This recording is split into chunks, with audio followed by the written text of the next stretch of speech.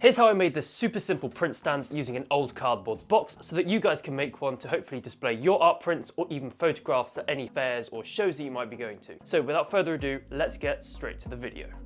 So I start by cutting the box into usable panels, and to make this print stand we only need to use 3 of them, 2 of which have the same dimensions, which are 22.5 centimeters by 45 centimeters, and the other one has the dimensions of 25 centimeters by 45 centimeters. So I want to start by talking you through how I created this side panel. I start on one of the smaller sheets by going 11 centimeters from one of the sides and then marking a point, as so. Then using the other smaller sheet or a straight edge on that sheet, I go from that point to the corner of the other smaller sheet. I just said sheet a lot of times and it was sheet, not the other thing that you're probably thinking. We now need to put in where these notches need to go, starting off with the bottom one. So I go 12 centimeters along the line from the corner and mark a point.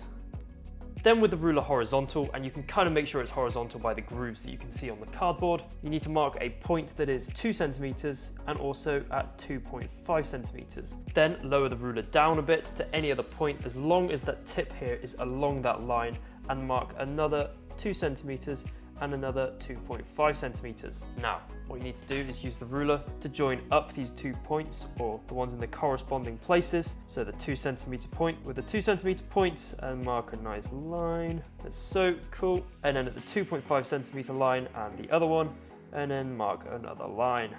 As so. Right. So now what you need to do is connect the point that's on the main line with the one that's 2 centimeters away from it, like so. Now, what we need, this length here needs to be 7.5 centimeters. So let's get our ruler and then mark 7.5 centimeters right here. Cool. And then just notch it across. Boom.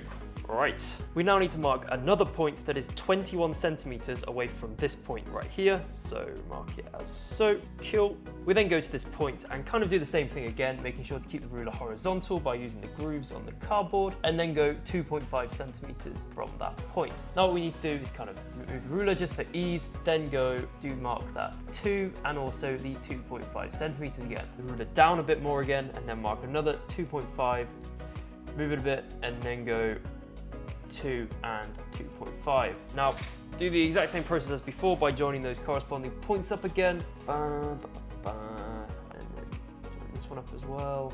But right, all you need to do is join up that one that was at 2.5 centimeters with the one that was at 2 centimeters away from that one.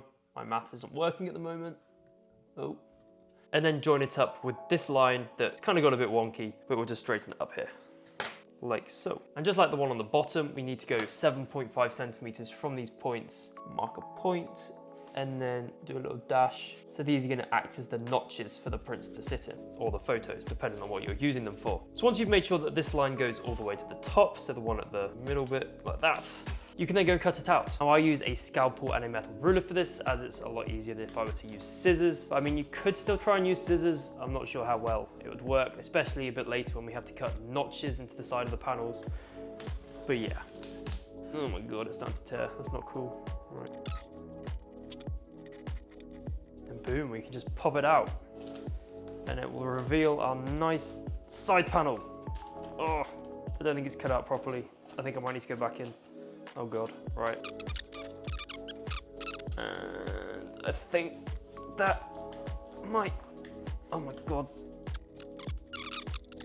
Right, and boom, we have our first panel. Now obviously I can't be bothered to faff around doing all the measurements again for another panel. So I just took this panel, placed it on the piece of cardboard, try and do it with the flat side there. So I just placed it onto the other small sheet. Oh, I keep saying sheet, and it sounds like something else. God. Right, and then I just use the pencil to go around it and just measure out to save me from having to measure it again. Right, and all that's left to do now is cut this one out as well. So the question is, will this one come out any better than the first one? And the answer is no, not really.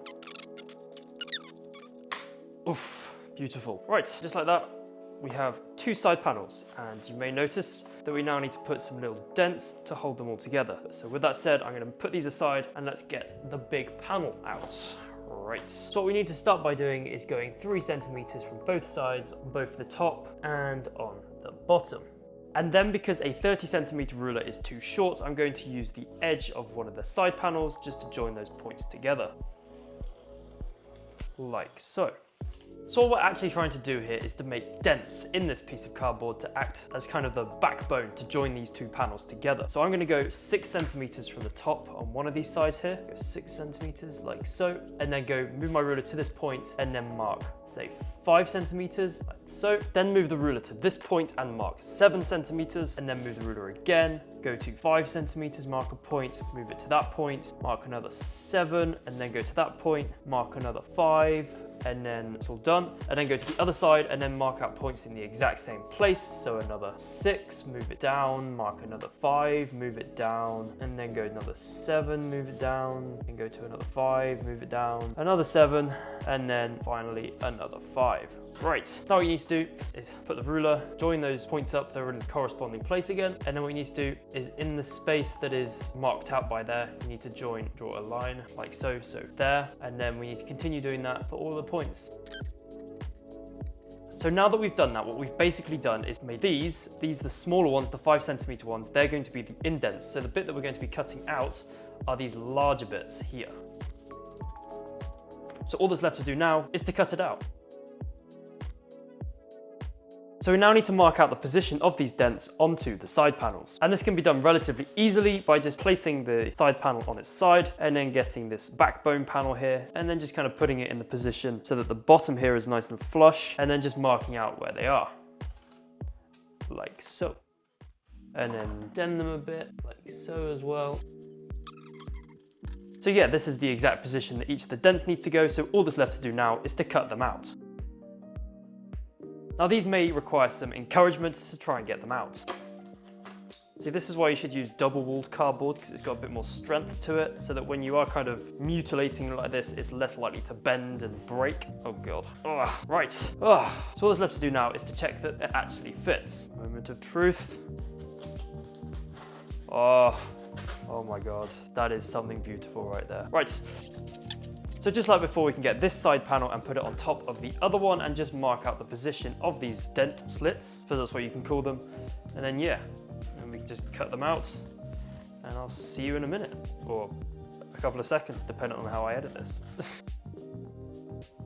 So just like that, that's all the measuring and cutting that we need to do, and it's now time for the moment of truth. Will it all go together?